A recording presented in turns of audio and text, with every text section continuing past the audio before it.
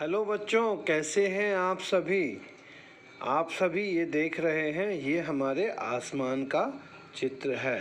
तो आज हम आपकी साइंस की टर्म 2 का लेसन 2 पढ़ने जा रहे हैं, सोलर सिस्टम, जो कि learn well all in one का साइंस का चैप्टर 2 है। इस चैप्टर में हम हमारे सोलर सिस्टम के सभी ग्रहों के बारे में विस्तार पूर्वक जानकारी देखेंगे। सबसे पहले देखेंगे स्टार्स। स्टार्स क्या होते हैं? स्टार का मतलब होता है तारे। We see a large number of stars in the sky at night. Stars are big heavenly bodies. They are huge balls of fiery gases which produce their own heat and light. They look small as they are exceedingly far from the earth. Star appears to remain fixed at one place. They seem to twinkle because of the presence of atmosphere around the earth. The varying densities of many layers of atmosphere causes refraction, and it seems that the stars are twinkling.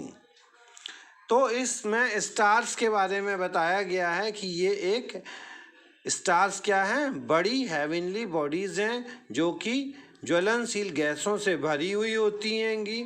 इनकी अपनी स्वयं की गर्माहट और प्रकाश होता है।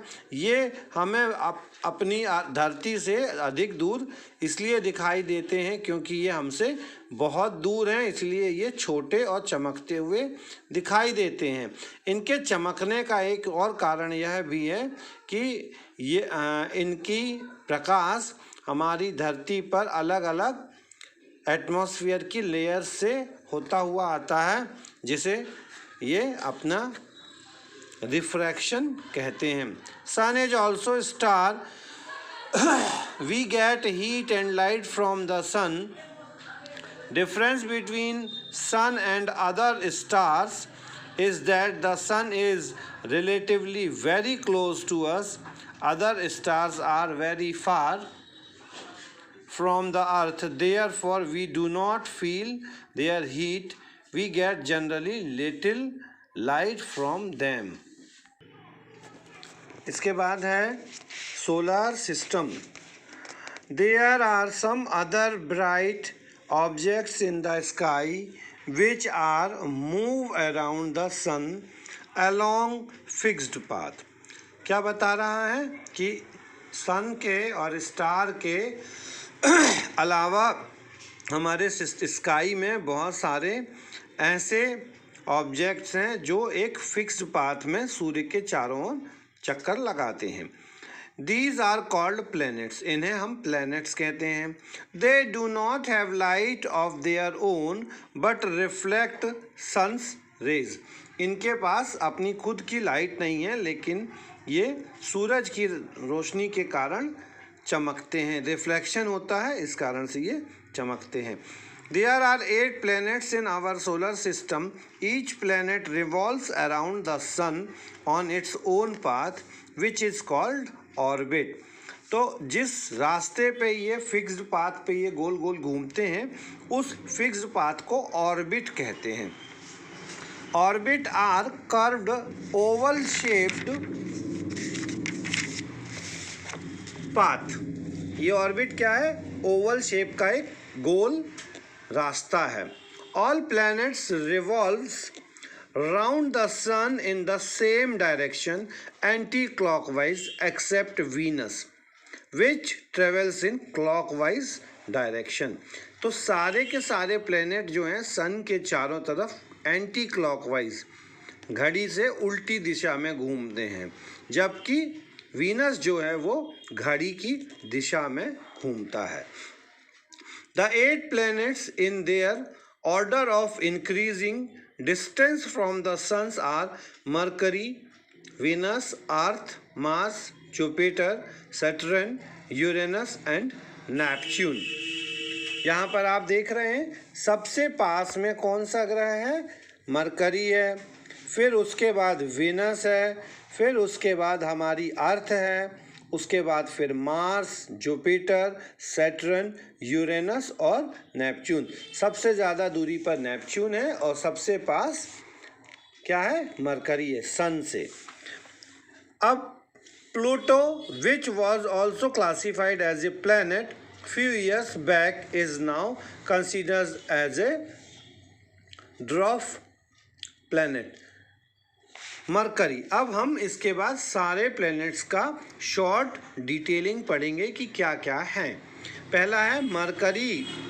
Mercury is the closest planet to the sun and it is the smallest of all the planets. Mercury sun के सबसे पास में है और ये सबसे छोटा प्लेनेट है। We can see Mercury with the help of binoculars और even with the naked eyes because it is very close to Earth. हम जो है इसको बाइनोकुलर्स यानी कि दूरबीन से और सामान्य आँखों से देख सकते हैं क्योंकि ये धरती के बहुत पास में है। नेक्स्ट है वीनस। ये देखिए Venus. Venus is the second closest planet to the Sun and it is of almost the same size as Earth. Venus जो है वो सेकेंड नंबर पे है और लगभग अर्थ के बराबर है। Venus is also known as the evening star. इसको हम इवनिंग स्टार भी कहते हैं। It is brightest planet in the sky. ये आसमान में सबसे चमकदार प्लेनेट है। It is almost the hottest planet of all और सभी ग्रहों में यह सबसे ज़्यादा गर्म भी है। अर्थ नेक्स्ट है हमारी Earth. Earth is the third planet from the sun in the solar system and is called the blue planet because almost 71% of the Earth's surface is covered with water. This is the only planet in the solar system where life exists.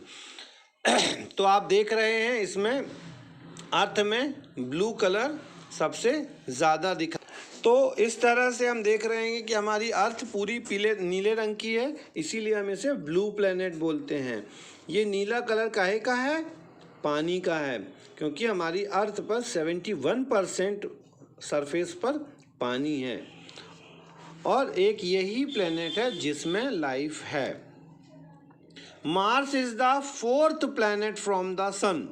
It is called the red planet because its surface is red in colour due to the presence of iron oxide.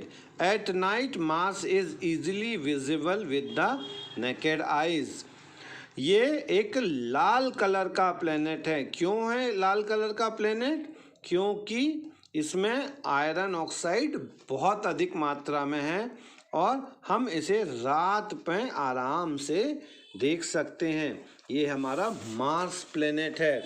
इसके बाद next है Jupiter. ये देखें, ये Jupiter का figure है, कैसा दिखता है। Jupiter is the fifth planet in the solar system. It is largest of all the planets. ये सभी ग्रहों में सबसे बड़ा है। It is 318 times bigger than Earth. ये अर्थ से 318 टाइम्स बड़ा है। मतलब 318 अर्थ को जब आप मिला देंगे तब एक जुपिटर बनता है। Jupiter has ring around it but they are faint and hard to see. इसके चारों तरफ छोटे छोटे रिंग्स होते हैं लेकिन ये बहुत हल्के होते हैं और ये आसानी से दिखाई नहीं देते हैं। अगला प्लेनेट है Saturn, Shani. Saturn is the sixth planet in the solar system. It is the second largest of the planets. Saturn is only planet which has 7 shining visible rings around it. ये जो है हमारा 6वें नंबर का planet है और दूसरे number का सबसे बड़ा प्लेनेट है और इसके चारों तरफ 7 चमकदार रिंग्स दिखाई देते हैं इस तरह से। नेक्स्ट है हमारा यूरेनस, जो कि 7वें नंबर का प्लेनेट है। Uranus is the 7th planet of the solar system. It is the 3rd largest of all the planets. सबसे बड़े ग्रहों में तीसरे नंबर पर यूरेनस है। पहले नंबर पे क्या था? जुपिटर था। दूसरे नंबर पे सैटर्न था। तीसरे नंबर पे यूरेनस है।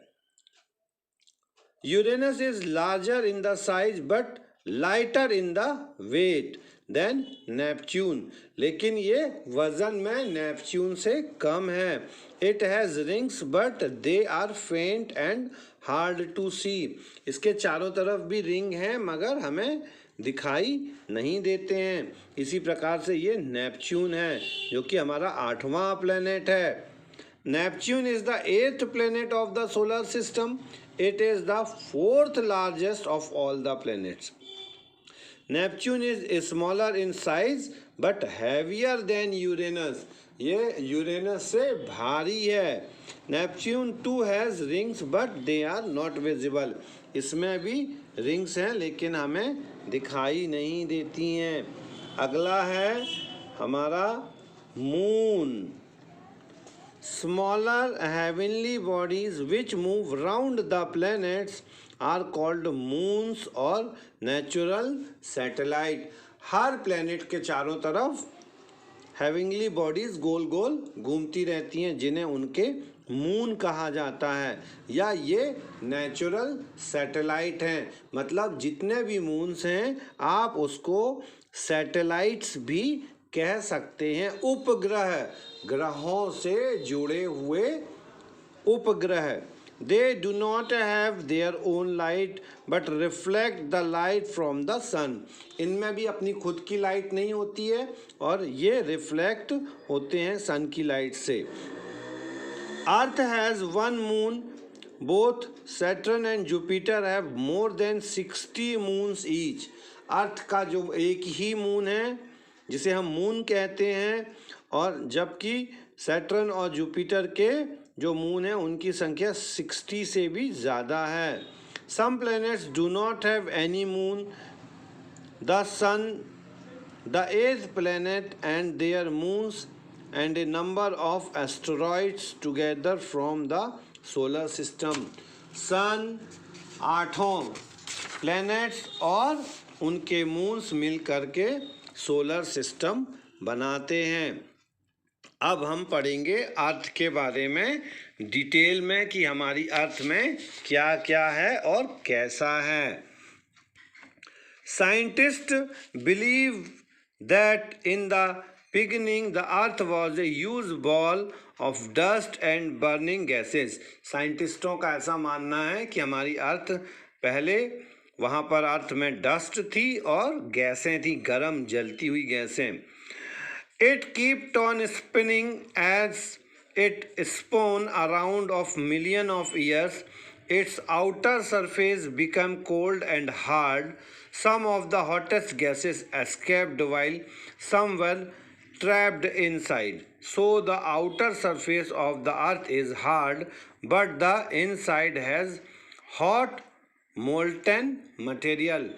बहुत समय तक गोल घूमते रहने के कारण इसके बाहर की डस्ट उड़ गई और ये ठंडी हो गई। कुछ गैसें ख़त्म हो गई और कुछ गैसें उसके सरफेस में दब गई और ये हार्ड हो गई। The Earth outer most hard layer is called the crust. Earth की जो बाहरी लेयर है उसको हम क्रस्ट बोलते हैं। The inner layer of the earth is called its core. और इनके अंदर की जो लेयर है उसे हम कोर कहते हैं। The core has hot gases inside it. It also had molten rocks called magma which is at a high temperature and is under great pressure. इनके अंदर जो अर्थ है उसके नीचे गर्म गैसें दबी हुई हैं और पिघली हुई चट्टानें दबी हुई हैं जिसे कि हम मैग्मा कहते हैं, और ये बहुत गर्म हैं और इनके ऊपर बहुत अधिक प्रेशर भी है। The superheated substance exist great pressure against the outer crust and from time to time come out from weak spots in the earth crust. और ये जो प्रेशर अधिक होने के कारण जहाँ से ज़मीन का क्रस्ट कमज़ोर होता है वहाँ से ये बाहर आते हैं। These are called volcanoes. इनको हम क्या कहते हैं? वॉल्केनो, ज्वालामुखी। The study of volcano tell us much about the interior of the earth. Volcano की पढ़ने पर, स्टडी करने पर, वॉल्केनो के बारे में पढ़ने पर हमें अर्थ के अंदर की बहुत सारी जानकारियाँ मिलेंगी। अब हम देखेंगे कि अर्थ का मूवमेंट कैसे होता है, अर्थ घूमती कैसे है। तो बच्चों मैं बताना चाहूँगा कि अर्थ अपने एक्सिस पे भी घूमती है और सन के चारों तरफ भी घूमती है। कैसे घूमती है चलिए देखते हैं।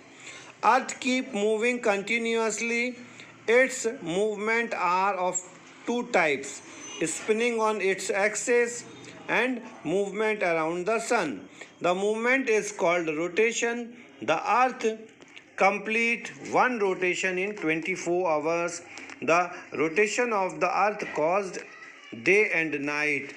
ये गोल गोल घूमती रहती है और 24 घंटे में अपना एक चक्कर लगाती है, जिससे हमारे दिन और रात बनते हैं। Movement around the sun. The movement of earth is called revolution. और the movement of the earth is called revolution and the complete one revolution is 365 whole 1/4, मतलब 365 दिन और 1/4 दिन और, which is called a solar year. The revolution of the earth causes seasons. और अर्थ के इस revolution से हमारे अर्थ में सीजन्स बनते हैं। अब हम देखेंगे डे और नाइट किस तरह से बनते हैं। The rotation of the earth causes day and night. As the earth rotates only one half of its face, the sun at the time it has light, that is day. The other half, that is always from the sun at that time, remains is darkness. Therefore it has night. The earth rotates from west to east on its axis. Therefore the sun seems to rise from the east and set in the west. ये देखिए हमारी अर्थ है और इस सन के चारों तरफ इस तरह से घूमती है। तो जब हमारी अर्थ सन के सामने जो रहती है तो आधा हिस्सा प्रकाशमान हो जाता है और दिन बन जाता है, और जो पीछे का हिस्सा है आधा, वो रात बन जाता है। इसी प्रकार से सन के चारों तरफ घूमने से दिन और रात बनते हैं। अब हमारी अर्थ में सीजन्स कैसे बनते हैं वो हम देखेंगे। The revolution of the earth causes season. The earth is horizontally divided into two equal halves by the imaginary line is called equator. The equator is at equal distance from the upper and the lower ends of the earth, which are called North Pole and the South Pole. The upper half of these earth between equator and the North Pole is called the Northern Hemisphere, and the lower half between the equator and the South Pole is called known as Southern Hemisphere. इसमें ये Northern Hemisphere दिख रहा है और ये Southern Hemisphere दिख रहा है, जो कि North Pole और South Pole पर होते हैं। The earth revolves round the sun. However, during the revolution its axis remains titled at an angle. As a result, at certain times of year, the northern hemisphere is tilted towards the sun, while the southern hemisphere is tilted away from it.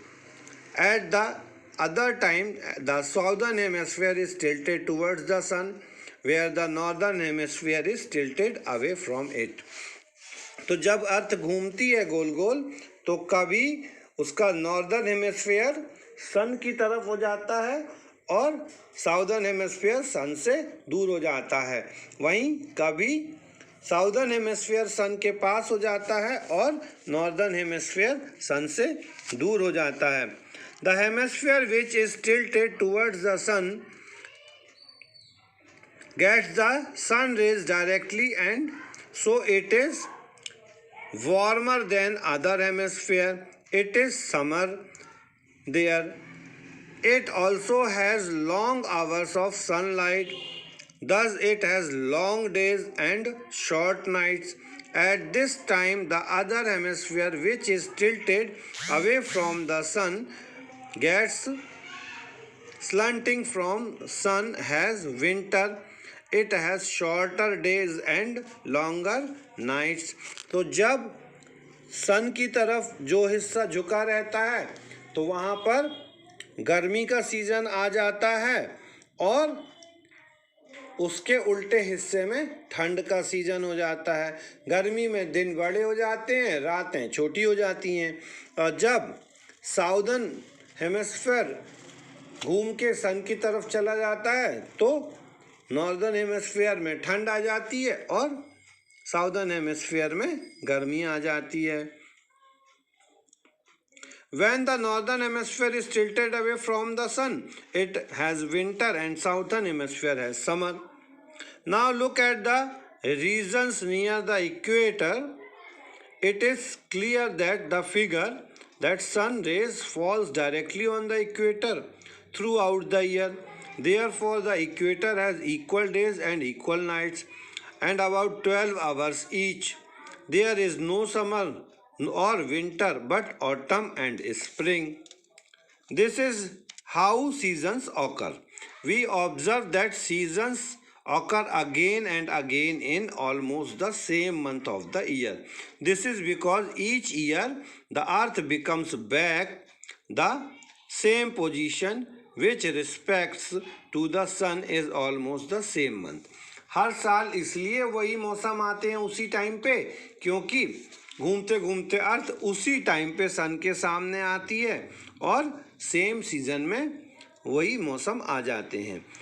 Thus seasons are caused by of the revolution of the earth and the tilted axis of the अर्थ.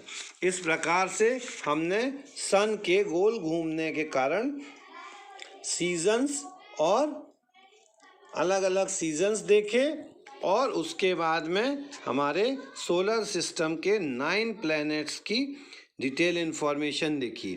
इसके solutions अगली class में आपको मिल जाएंगे. तब तक लिए अपना